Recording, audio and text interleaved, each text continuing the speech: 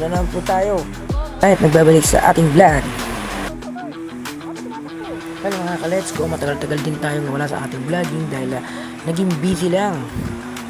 Well guys, for today's vlog, i-review natin yung ZB or Honda ZB 650R, the new model of 2025.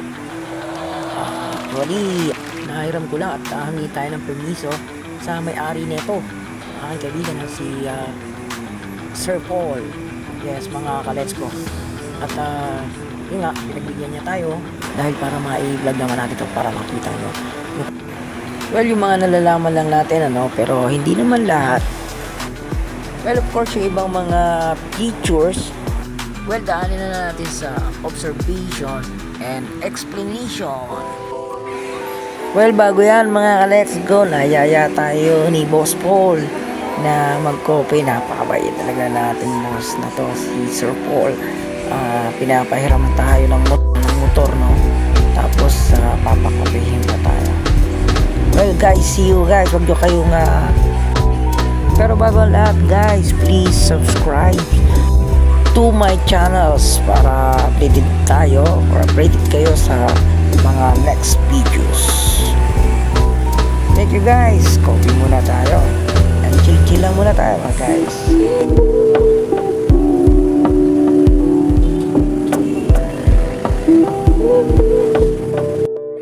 Well mga ka-let's go, Honda CB650R. Ito na, napakaganda. Well, unahin natin yung kulay niya.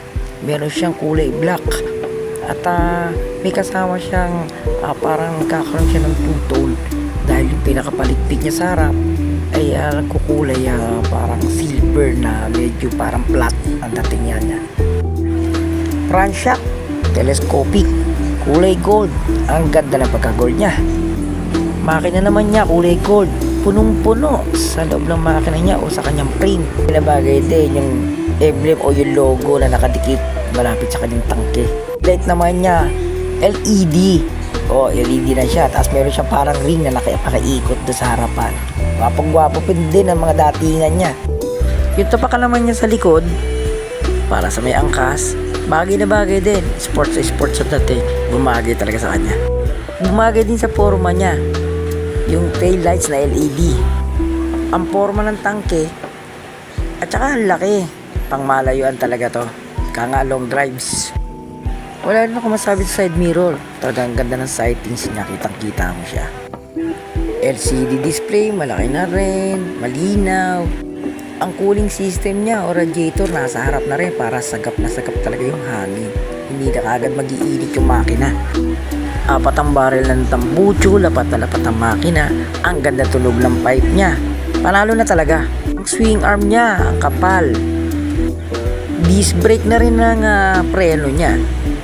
Nissin pa. Panalo talaga. Caliper niya parang ordinary lang kung titingnan mo. Pero panalo. Quality pag ginawakan mo. Siya nga pala, dual disc na nga pala yung harap. At Nissin brand din. Ang caliper niya, ang disc niya. Gusto ko rin yung palikpik dun sa harap niya. Sa dalawang gilid, aerodynamic ang dating.